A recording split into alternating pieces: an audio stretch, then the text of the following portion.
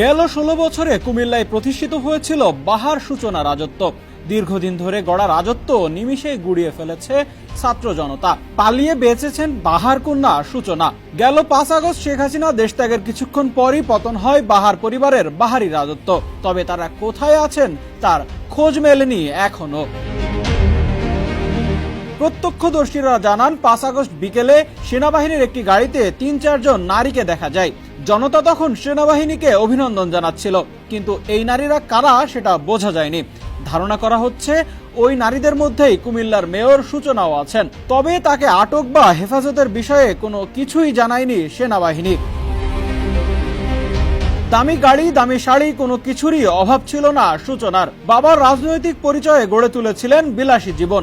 দেশে বিদেশে গড়েছেন সম্পদের পাহাড়। কুমিল্লা ছাড়াও ঢাকার বিভিন্ন স্থানে রয়েছে অঢেল সম্পদ। গুঞ্জন আছে দেশ ছাড়তে পারেননি তারা, ঢাকার উত্তরার ফ্ল্যাটে অবস্থান করছেন।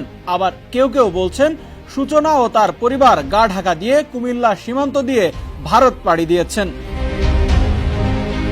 নিজেকে কুমিল্লার অভিভাবক হিসেবেই পরিচয় দিতে বেশি স্বাচ্ছন্দ্য বোধ করতেন সূচনার পিতা বাহার। ২০০৮ সালে প্রথমবারের মতো সংসদ সদস্য নির্বাচিত হয়ে এলাকায় রাজত্ব শুরু করেন। একটা সময় শুধু রাজনৈতিক প্রতিপক্ষই নয়, নিজ দলের মধ্যেও তার বিরোধীদের রাজনীতির মাঠে কোণঠাসা করে ফেলেন তিনি। কুমিল্লা সদরের এমপি হলেও পুরো জেলায় যেন তার কথাই শেষ কথা। জেলার ১১টি সংসদীয় আসনের বেশিরভাগ সংসদ সদস্যই ছিলেন বাহারের বলয়ে। শুধু তাই নয়, কয়েক মাস আগে শেষ হওয়া উপজেলা পরিষদ নির্বাচনেও জেলার বেশিরভাগ উপজেলায় ছিল বাহারের আধিপত্য। ২০০৮ সাল থেকে টানা ৪ বার এমপি নির্বাচিত হয়ে বাহার ধীরে ধীরে গড়ে তোলেন ক্যাডার ও সন্ত্রাস নির্ভর রাজনীতি। দমন পীড়ন শুরু করেন সারা কুমিল্লায়।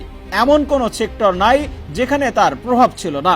গত ৯ মার্চ কুমিল্লা সিটি কর্পোরেশনের মেয়র পদে উপনির্বাচনে প্রভাব খাটিয়ে নিজ মেয়ে তাহসিন বাহার সূচনাকে বানিয়েছিলেন সিটি মেয়র। এক কথায় বলতে গেলে গত ১.৫ দশকের বেশি সময় ধরে বাহারই ছিলেন কুমিল্লার একমাত্র রাজা।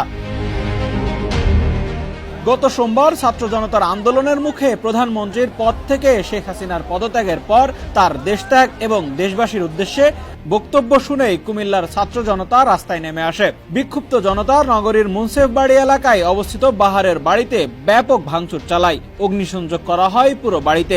এছাড়া লুটপাটের ঘটনাও ঘটে সেখানে। এর মধ্য দিয়েই অবসান হয় বাহার সূচনা রাজত্বের। ডেস্ক রিপোর্ট, সমকাল।